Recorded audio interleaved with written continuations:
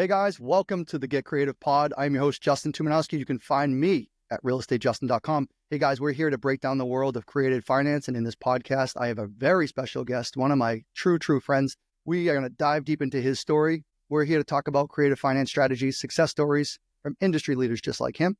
Without further ado, I have a friend of mine. Guys, I'm going to give you a little intro, but he's a New England regional leader, so co-regional leader. And I just want you to sit back, hang out. We're probably going to talk about New England. We're going to talk about leadership. We're going to talk about a deal. It's going to be a Subto deal. So really cool. Florida. So anyone in Florida, we're coming at you. And we just want to go through a few other things and just highlight, do's, don'ts, how to bring value, how not to, some of the troubles and tribulations of this deal. This is a deal. Again, when I first went on this podcast, when we did the pre-recording, I just said, hey, what are we going to talk about? Because I try not to look at too many of the notes. I just want to be super raw with you guys. And he's like, oh, we're going to talk about the deal we did. So this was a good one. It's got some learning takeaways in it, I'll say. So without further ado, like I said, Ari, take it away. Hey, what's up, man? Super honored to be on this. Obviously, you know that you've had a huge impact on my real estate career, like coming in, being totally green on absolutely nothing from Connecticut, thinking that real estate doesn't really happen here or a forgotten area. And then kind of meeting the Subto community, meeting you at some of the meetups that we have in New England, which we'll get into in a little bit. But yeah, coming from that to now doing deals together and leading New England together, it's been a true honor just being able to be around you, learning from you. And obviously the whole community is huge. No, bro, you're a good dude. So good to us. So good to everybody in here. And, there's a little bit of a yin and yang sometimes, right? Like sometimes like I need my Ari and sometimes we just need a little bit of Ari just to keep the tempers lower, just to keep the threshold a little bit down, because sometimes it gets a little chaotic here. But that's what makes it fun. It does make it fun. It truly is. It's a family. Yeah. And for all the good and all the bad, it is a family. And, the cool thing about it is New England gets a lot of love, and especially inside of the community because of the things that throughout the years, our friends and the people have come even with us, before us, during us, the local leaders. There's about 10 of us, but there's, you and I are here that usually get the direction and the recognition, I guess we'll call it. But at the end of the day, we always try to prop up our others, and we bring the local leaders in as well. And they don't get as much, they don't get much glory, but they do. They're a vital piece of this ingredient. They're a vital ingredient in this whole, I don't know what we're going to call it, this whole recipe. I mean, it's a good point that there are so many people that lead kind of behind the scenes. And just because you hear certain names over and over again doesn't mean that they don't have an entire crew behind them that are helping navigate this and sometimes doing way more work than we're doing. I mean, yeah, people recognize our names, but honestly, we, as you said, we have 10 people that literally help drive the ship. We meet every week, which is crazy, and have been for years. So, things were set up really nicely before us, and we're carrying that torch forward. And when it's time to hand that off, hopefully we've left a good path for other people to take behind us. Definitely. And hey, you said something that just made me think of it. So I guess we'll get right into one of the things. So I wasn't sure if we're going to go right into the deal or if we want to talk about leadership, but hey, we're already on it. So let's just go right into it and just catch some of the people up to speed though. So guys, if you're listening and you're sitting on the sidelines, that's fine. That's great. If you're green is green, awesome. That's so great. Continue listening. Please plug in and sit back. Like I said, relax. And if you're driving to work, listen to this for a couple minutes. If you're at the gym, great. Ari, on Thursday nights, you said every week we all meet. Well, we all meet as leadership on Mondays. But on Thursdays, can you catch the audience up to speed on how they actually can plug in? Because it's not just the Subto community thing. Anyone can plug in. And can you tell them how to get there and do all that? Oh, yeah. We'll actually leave the link. Hopefully we can do it in the show notes. And then every Thursday from 6 to 8 p.m. Eastern time, we get as many people as we can to jump on our calls. And basically it's just a time for all of us to talk shop, talk about deals we're doing, talk about problems we're running into. It used to be something that was really kind of just for Subto New England. And then a while back, we said, what the heck? There are lots of other people that can benefit and we can get other people involved. So we opened it up to everyone. And now really, as we were talking about the local leaders, they're the ones that really run the show. We come on sometimes, we're not on there every week, but every Thursday religiously. I think this year we're going to miss probably two, right? Thanksgiving. What? Yeah. 2 weeks a year. I think we miss. Yeah. And every other week we're there 6 to 8 p.m. So again, we'll leave the link. we talk about stuff from wholesaling to buy and hold to flips to short-term rentals to different regulations coming in to lending. I mean, anything that has to do with real estate. So, I want to encourage anyone that's in New England, come there. You'll meet people. You'll get to know other people in Subto that can help get you deals and do deals together. But even if you're not in New England, I mean, we just have a phenomenal time. So yeah, so good, dude. Thank you. And yeah, we also have a New England Facebook group, but please go to Pace Morby's Facebook group. We're going to advertise in there. Pace wants us all the regions to put their calls out there. And when we say calls, guys, they're Zoom calls. You log in on a Thursday night, you go on Zoom, put your camera on, say what's up. If you're an agent, wholesaler, newbie, just a person just saying, hey, who is this Pace Morby character and how do I get on this podcast? Come plug into New England. We're the most consistent. We're the best in the regions of all of them. And I say that proudly because it's been an achievement and it's been a long time building, but there's many good regions out there. You're going to hear, so good. There's so many things you can take away from there. Let's go on to the free Facebook group. Check that out. Check out our local free Facebook group. There's a New England Creative Real Estate. Find that one. It's got a UFO on it, I think. It's got our logo. And Ari, enough of that. Let's talk about you, dog. Let's talk about you. let's talk shop. Let's talk about the deal. So, all right, I said we're going to Florida, so take it away. Yeah. So this was a super interesting one. When I first started, I had this idea in my head that people don't really do deals up in New England. And so I grew up going to Florida every year. My grandparents have a place outside of Sarasota. So I'd go down there every year, really kind of fell in love with that. And so initially, when I started my wholesale business, I was like, okay, forget Connecticut. Let me look at Florida. I know there's real estate going on there. So started doing some marketing, fell a lot, did so many things wrong. We won't go into all of it now. It would just take forever. Really started marketing kind of heavy on the west coast of Florida and ended up coming across this property in Jacksonville. And to be perfectly honest, I had no interest in Jacksonville whatsoever. I've never been to Jacksonville. I've never really had a desire to go there. So sorry, anyone that's from there. No offense meant, but yeah, got this property. And basically the guy said, hey, I'm interested in selling. And I was like, at that point, oh my God, I got a lead. This is amazing. What do I do now? So it was a listed lead, which again was something I wanted nothing to do with. I wanted off market. I thought that's where I could get the best deals. So I had these blinders on, and this was a deal that really opened a lot of that up. So I know at that point, the numbers are almost unimportant. I know before the show, we were talking a little bit about what those numbers were, and neither of us could remember, even though we both own the property. So, yeah, we were looking at the numbers. The guy wanted, I think, $40,000 above what he owed. He wanted to walk with $40,000. And I made the silly mistake of saying, okay, I think we could do that. And so then fast forward where we continue talking, continue trying to figure out how it works. I reached out to you and Ted and asked, hey, what do I do with this? And so that's when we started collaborating and trying to figure out, is this possible? But the property, it was a new build down in Jacksonville. The guy, at the end of it, realized like all that was going on. I think at first it was a low equity lead. Then I find out he's also in foreclosure. Then I find out he also had some legal trouble and had just, I believe, gotten out of jail at that point. Also was going through a divorce. So it was just layers upon layers upon layers of stuff going on with this guy.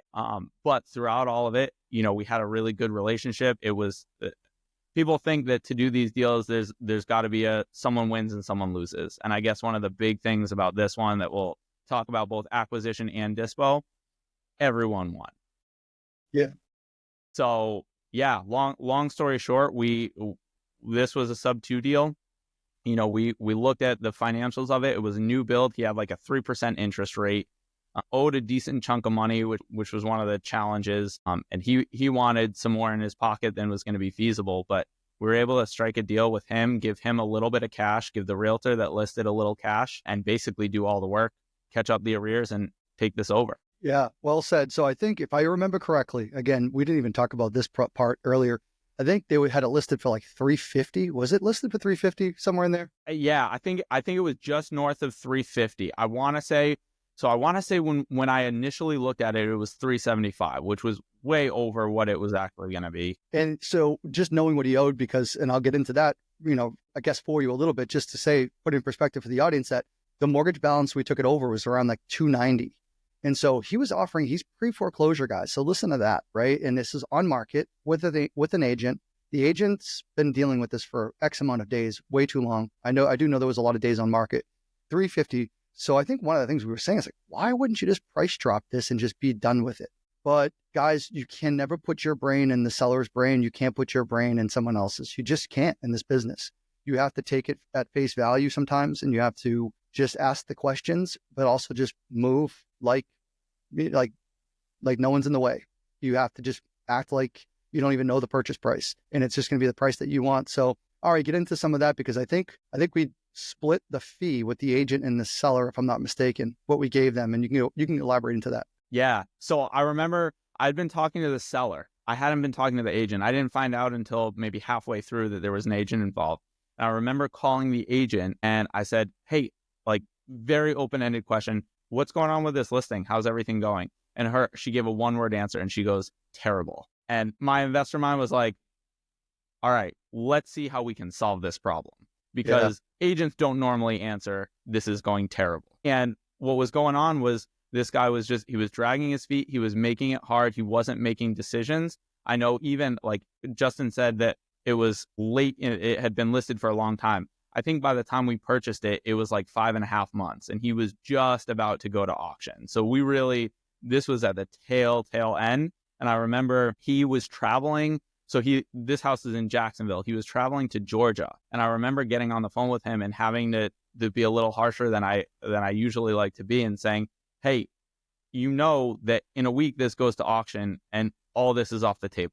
At that point, we can't do any of this. So I know you're on vacation. You got to come back. We got to get this thing done. But yeah, we did split. I think it was like $2,500 to the agent and $2,500 to the seller. And of that, he split that with his ex-wife somehow. We never really knew what that split was. Yeah. So guys, how powerful is that? I mean, not saying that we had to strip the equity that they had, or the supposed equity, but he had it listed for $350, give or take. And at the end of the day, we took it over for $290,000. He was $30,000 in arrears.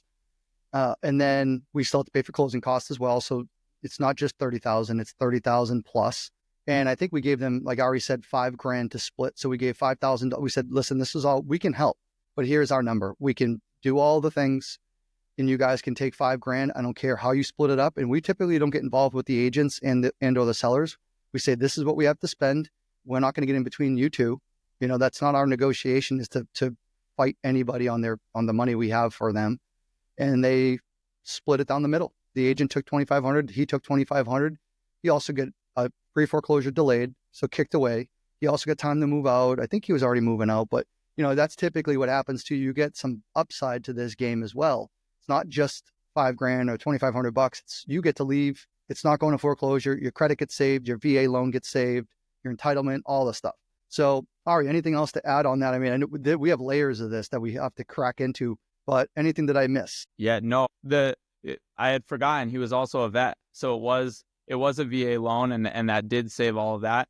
And what's crazy is even after the deal was done, he and I kept in touch a little bit for a little while after that, and just kind of checking in. So again, like, this helped him tremendously, and he realized that. Yeah. And that's great.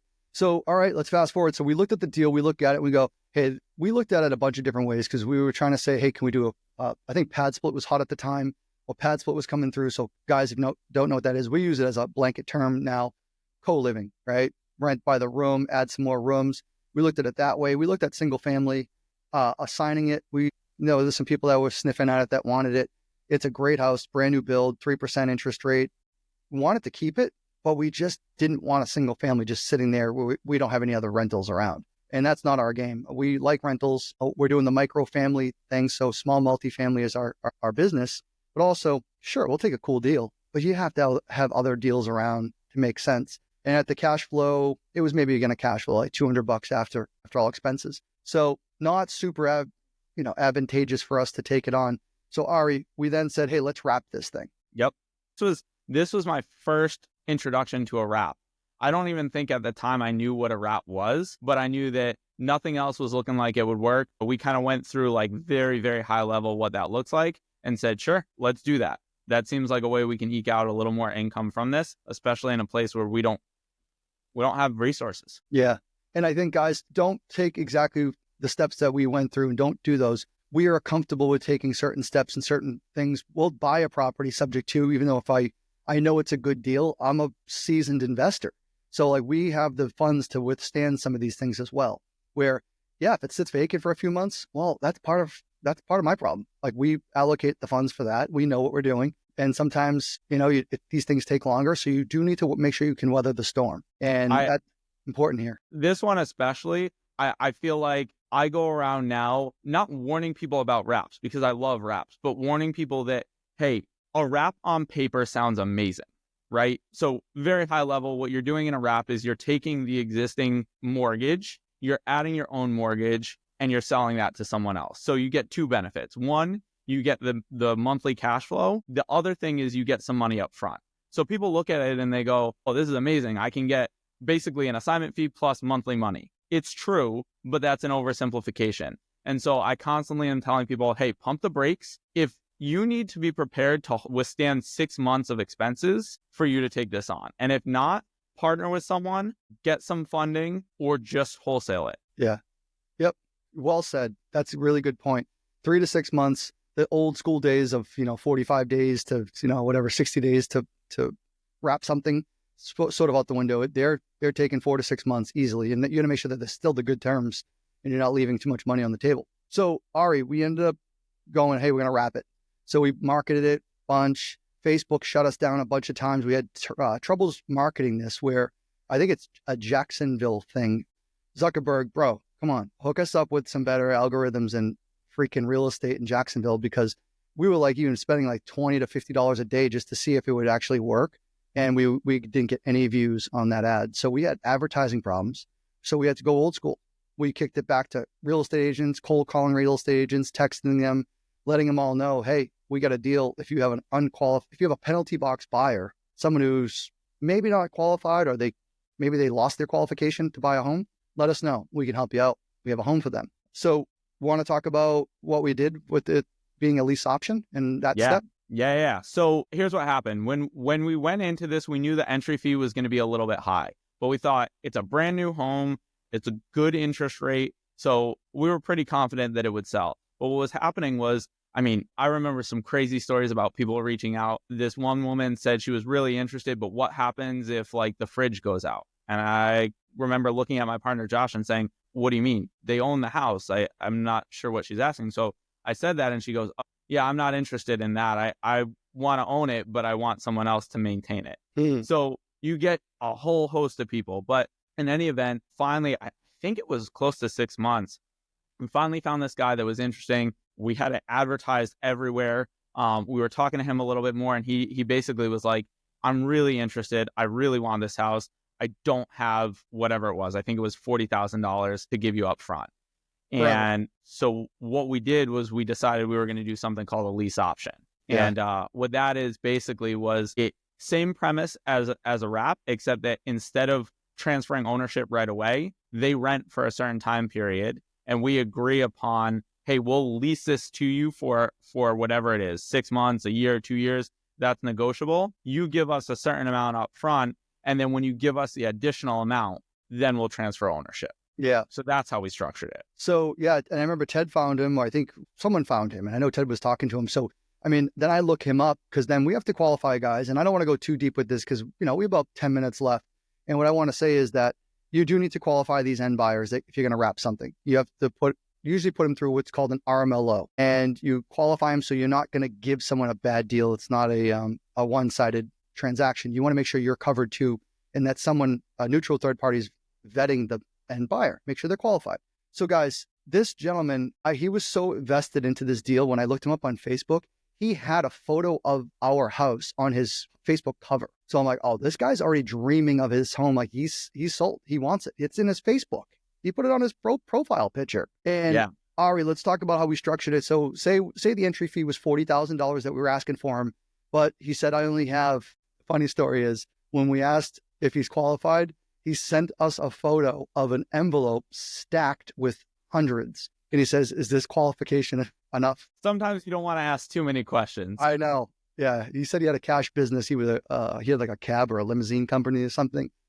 Again, not my job to underwrite it, but we had him vetted. So he didn't have the full 40 though. So you said we took a payment, and do you want to just let the audience know what we did there? We just essentially like split it. Yeah. So we basically said, we'll do half now. You'll rent it for 6 months, right? So he gives us $20,000. Now, price. I forget exactly what the numbers were, but it was something like $2,300 a month. So that, instead of going towards pay down, was pure rent. So he was paying us $2,300 a month after giving us the $20,000. And then we said, hey, we're going to give you 6 months. Is 6 months enough time for you to make another $20,000 that you can then pay us the full 40? And he was game. So he said, yeah, give me 6 months. I'll give you the extra 20. And then at that point, our plan was, hey, we'll transfer ownership to you. And now it starts paying down the mortgage. Love that. Yep. And that's what he did. He gave us like $23,000. We signed a lease option. We recorded it in Florida. And he now he has some equity in this deal. But yes, he's paying us rent. I forgot about that he wasn't even paying us. He wasn't paying down the mortgage. Essentially, he was a tenant who gave us $20,000. Ari, what happened like 5 months in? Yeah. So actually, let back up just a little bit, because you pointed something out earlier and I had forgotten about this, but he ghosted the day of closing. And we're thinking, yes, what the heck? This took us 6 months to find this guy. He was super psyched. What's going on? What happened? And so we gave him like a week. And then I remember you got a call from him, and I think he was in the hospital at that point. And he had a medical emergency, had gotten in a car accident, ended up being okay, but was like, I was down for the count, couldn't close. I still want to do this deal. How do we get it done? He's like, I'll close tomorrow. I'm alive. I was in the hospital. I crashed my car, had a stroke. Where can I close? I'm so sorry, guys. And we were stunned. We just thought we got smoked by ghosted by a end buyer, and we didn't get the 20 grand yet. So now, all right. So you were so right. Forgot about that. So that was the first episode. Yeah. Then we righted the ship. We're back on course. All is well. We're getting rent payments. He's set up on a tenant portal. So we have a property management website.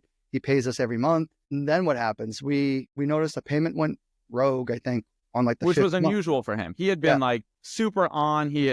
No payments were missed or late or anything like that. So something was funky. And then one of us got a text message. I thought it was me or you. I think it was Ted or me. And yeah. So you guys got a text message from a random number. I don't think you have this number saved. And it turns out it's the guy's son. And the son said basically that he hates to inform us, but his father passed away and they're no longer interested in making payments. They don't need the house. They don't want the house. So they're giving the house back. And it was interesting because at that point, he was still a tenant. And so I remember we were talking like, what does this mean? This has never happened to either of us where we're in this kind of situation. So is there anything that we need to do? Is there like, how is this? How do we proceed now? Yeah.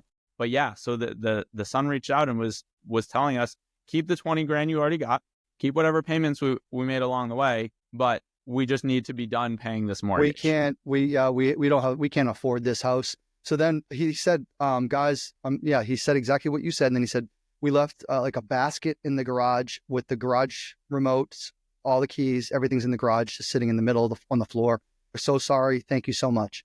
We were stunned, first of all. Second of all, did he really die? We're looking for a death certificate. And we were just like completely shocked and saddened because, the guy gave us $20,000, and family obviously clearly wants no part of this. But you know what they did? They left that house super clean, pretty well. Like, they didn't just leave it trashed, guys, where most people would just be like, yo, not my problem. Peace. No, they freaking left it pretty decent shape. So we were pumped about that. They informed us, we got the neighbors involved. So now we don't have to go into the logistics of the back ends, but we ended up having to get the property back, clean it up, mow the lawn, get it all reestablished, and we put it back out there for a lease option. I think another family from Russia has it. Yep. Yeah. Yep. So we got another down payment. I don't know any of those numbers, guys. I'm so sorry. There's a power of who, not how. And we all just can't be in these transactions, but great stories, great learning lessons. And there's some other takeaways. We could do a part 2 on that. Anything to add on that, Ari, just for the sake of time? No, I think deal wise, what you just said, who, not how, is so unbelievably true, because we were looking back at notes trying to remember like the specifics of the deal. And I remember at the time, other people had I had asked other people at deals who were much more seasoned than I was, and they didn't have the details. And I'm thinking to myself, how do you not remember this? Like, you're purchasing a house. This is a big purchase. And so it was crazy to me to hear that people don't remember this. And now here I am, whatever it is, 18 months later, thinking, yeah, I don't remember any of these details. All I know is this continues to be a cash flowing asset. We're paying down they're building up equity, paying down the mortgage. We haven't had to, other than finding a new lease option buyer, we haven't had to do almost anything. And, it's basically like, if we didn't have this podcast, I wouldn't be thinking about this for another year. Yeah, same, true. Because there's so many other deals that keep coming up and keep going, and you keep moving forward. It's on the portfolio, and we have people that check on it. We have a VA who checks all of our Subto deals, all of our seller finance deals. She checks them, makes sure they're getting paid monthly, looks at the rent rolls, looks at, accounts receivable. So yeah, there's the power of just a team. And here's what it is. It's not that we're not paying attention to it, right? You put systems in place so that attention's paid to it. It's just not you doing it. And you're moving on to do bigger and better things. So it's not that any of this gets ignored. It's just that it's not on our plates anymore. Yeah. If something comes up, we circle around on it. We put the right person on it. Hey, we got to go get a new person out or in. Let's go. We got to go change the flooring out. Let's do the flooring. Let's look at that. But Ari, cool. Thank you for that deal, bro. It was such a good time. I learned some things on that. What does it look like right now for Ari? You're out of Connecticut. You're in New England. Although you cover a lot of New England and you'll do anything anywhere you'll help people. What is it that you're specifically looking for? Because you're a huge go-giver in this community. You help tons of students. You run a region. It's a thankless job. We don't have to go into all that. But what are you looking for? Like, what's gets you excited these days? Yeah. No, that's a great question, because what gets me excited now is way different than back when I started, right? When I first started, it was, hey, I just want a deal. Now, I was just telling you earlier, we did like 4 deals this month alone. It was a good month for us. So what we're looking for now really is being able to scale that. And one of the skill sets that I've developed and really just enjoy doing is exactly what you said, being a leader, both within the community, but also teaching people what we do, why we do it, how to do it better. I really enjoy watching people find success. So more so than like me getting my first deal, I remember when there was someone that reached out and he was really looking like 2 towns over, right? And hadn't been involved in real estate, really wanted to get involved. The pride that I had when he got his first deal was way more than when I got mine. So watching people learn that, to me, is super, super rewarding. And so I think, you know this better than anyone. You've got to be super careful of your time, where it gets put, and making sure that we've got businesses to run. We've got people that rely on us to make income. We've got families that need that income that we're providing. So it's important to continue doing that. But when there's some overlap, being able to help other people get that same joy, that same excitement, that same financial gain, and just like the lives that we get to live, when you can help other people do that, that's huge. So I guess really what I'm looking for is some people that are interested in getting involved and willing to do the work. It takes a lot of work, and people forget that. It's not just assignment fees. You got to be willing to grind. Guys, I call Ari Mr. Connecticut. So he's Mr. Connecticut for a reason. I need you guys anyone out there, Rhode Island, Connecticut, Massachusetts. Well, if you get those New Hampshire deals, you got to send them to me. But yeah, I'll give them to you all day long. Yeah, you'll let me know anyway. Yeah, exactly. But Mr. Connecticut, give Mr. Connecticut a shout. Ari Girelli, guys, he's going to give you his socials in a moment, but he did touch base on a few things that's very crucial. We had someone that reached out to both of us recently, and I'll just share this because I think it's going to lead into what he said a moment ago is, you got to lead with value. Someone had reached out and they were like, hey, I need you guys to look at this deal for me. Tell me it's a good deal.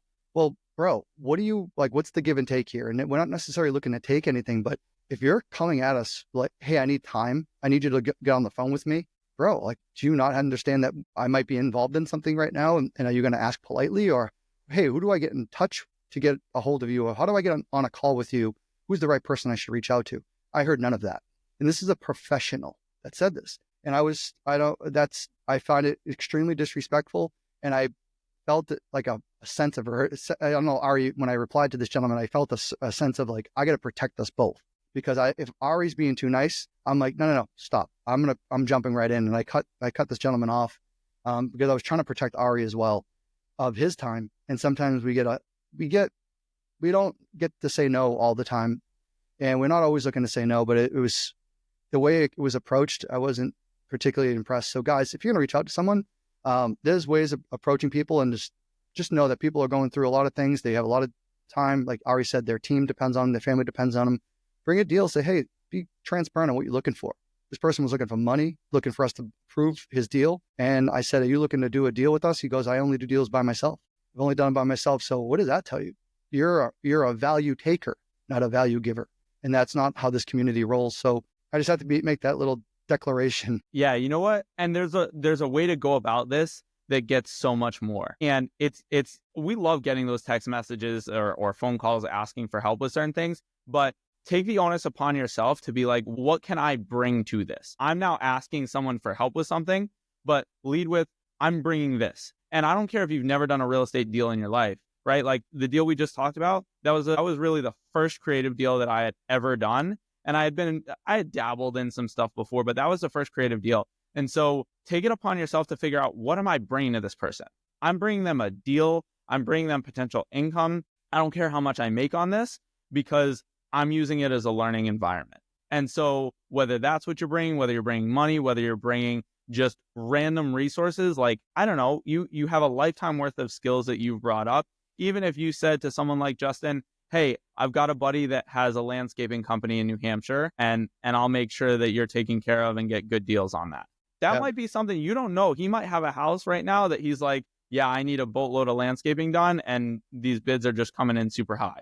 So take it upon yourself to come in with, here's what I can bring to this relationship. And when you advertise that, all of us that are super busy and really involved in real estate are going to be excited to get involved with you. We'll drop what we're doing. It's because you're leading with value just like we do. You're speaking the same love language. So Ari, we are going over time, but I think this is necessary because, bro, you're a regional leader. We need to talk about important things. So how do people get a hold of you? And we talked about Thursday nights. We talked about meetups. Well, a little bit about meetups, but we do meetups all the time. We're regularly doing meetups. How do people get a hold of you? How do they come find you? How do they bring you value? Yeah.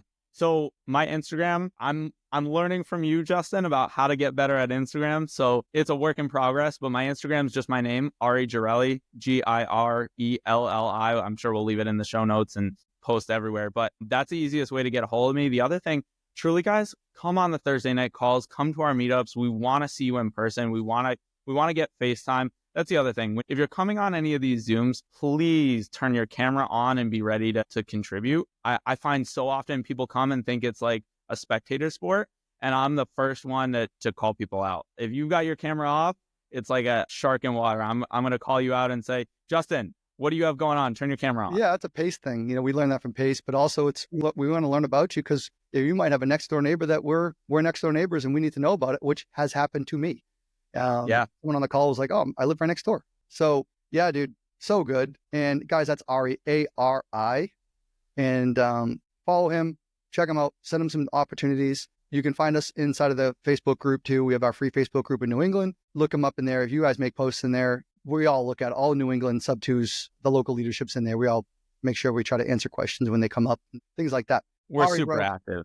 You've said it all. Can we give just a quick shout out to Pace?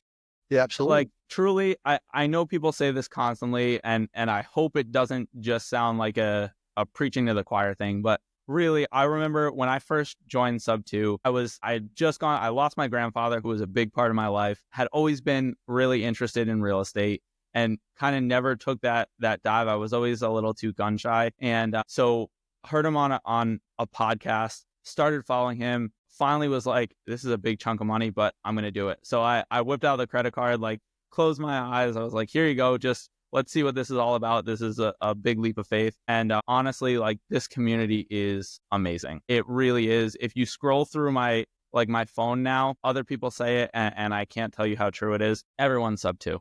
It's just like that. 90% of the people I talk to daily are all involved in this community. And so just huge gratitude to him for setting this up, but also to all the people that are involved and continue to build it up bigger and bigger and better. Yeah, it's just the beginning, bro. You said it all. That's so good. And it's a community, and same thing. We look at our phones. I put like the peace sign logo, the Subto logo before everyone's name that's in the community. And you just look at my phone, it's just constantly that's all you see. Yeah. Or if there's a gator, I put a gator in there, TC, I put the TC, I'll put a computer or a piece of paper in there or something, some emoji. Bro, you've said it all. Thank you so much. It's a pleasure leading with you, and keep killing it. And it's just the beginning, like I said.